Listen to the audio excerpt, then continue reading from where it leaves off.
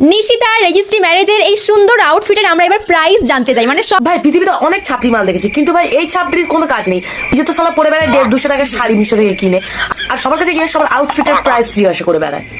Nishita registry ম্যারেজের এই সুন্দর আউটফিটের আমরা এবার প্রাইস জানতে চাই। মানে সব যত দামের শাড়ি পরুক দেখানো, অন্তত তোর থেকে 1000 গুণ ভালো। অন্তত তোর মনে ছাপড়ি তো সেজে নেই। এই যে ফাইনালি বাড়ি চলে যাচ্ছি। টাটা টাটা, খুব ভালো লাগলো। খুব ভালো লাগলো। একেই বলে ভাই খেতে দিলে মানুষ শুতে চায়। এই সুমিরও হয়েছে সেম। সালা রেজিস্ট্রি ম্যারেজের নিমন্ত্রণ খেতে গিয়ে মানে তার বাড়ি থেকে খেয়ে হেগে মুতে তারপরে বাড়ি যাচ্ছে।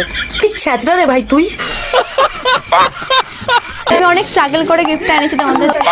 এই গিফটটা খুব স্ট্রাগল করেই এনেছে। গিফটটা কেনার জন্য জানে কি করতে হয়েছে? ওকে আবারও স্যাব ব্লাউজ পরে ভিডিও করতে হয়েছে, সেই ভিডিওটা আপলোড করে সেই টাকাটা তুলে নিয়ে তারপরে তো গিফটটা কিনে এনেছে। যেতে হবে আমাদের অনেকটা দূর। আমাকে দারুণ লাগছে, তুই ভাব একবার। দারুণ লাগছে বলছি, নিজের চেহারাটা আয়নায় গিয়ে দেখেছিস? একবার একটু দেখে আয়। যেমন তোমরা সবাই জানো আমার জীবনে অনেক রং, সেই কারণে আমি একটা কালারফুল শাড়ি পরে আজকে যাব আমি নিশিতার রেজিস্ট্রি ম্যারেজে। একদম পুরো ছাপড়ি সেজে। সবাই আজকে লাল পরি বসেছে। সবাই লাল পরি সেজে এসেছে আর তুই সবার মাঝখানে ছাপড়ি সেজে গেছিস। তার বসে আছে হঠাৎ মনে হচ্ছে কি হচ্ছে রে? মাছের বাজার। আরে মাছের বাজারে একটা ছাপড়ি ঢুকে গেছে। শিখে ওকে।